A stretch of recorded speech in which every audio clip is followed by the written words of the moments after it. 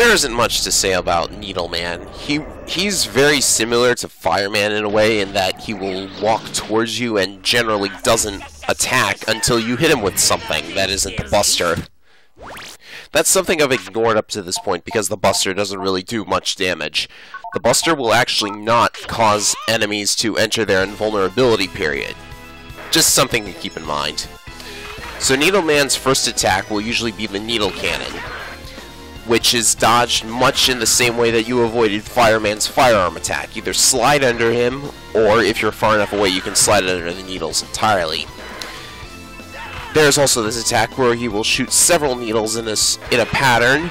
If you're any good at Touhou, dodging it should not be a problem, as is the case for me.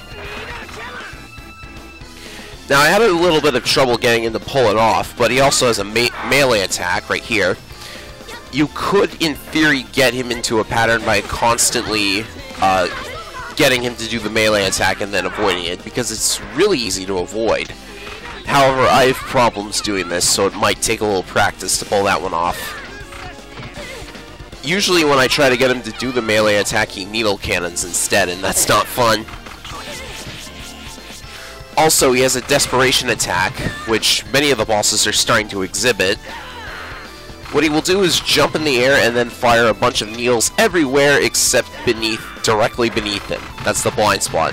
Stand there and then slide away when he's about to fall.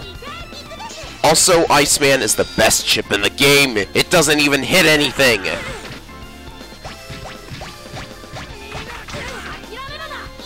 This is really all that there is to say about Needleman. He has 600 hit points and a weakness to fire chips.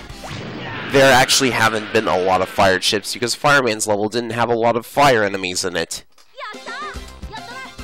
But fortunately for us, we have Fire Sword, and you can also have, obviously, the Fireman chip by this point, and also Fireblade. I actually have 2 Fire Swords, so that's 400 damage right there, but it's really risky. So, I have the best plan for taking him out without getting hit. Abuse the Fireman chip. Now, the Fireman chip, as we've seen, can do up to 2 hits on any boss due to invulnerability periods. And against Needleman, each hit is worth 80 damage, so if you do the math... Also, he jumped for some reason, I don't know why. So do the math, and you can take out Needleman with 4 Fireman chips, and fortunately, I had enough MP to do this. It may seem like a cheap tactic, but, I don't really care. I just want his Navi chip.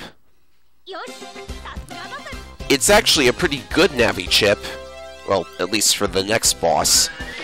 Won't that be a thing?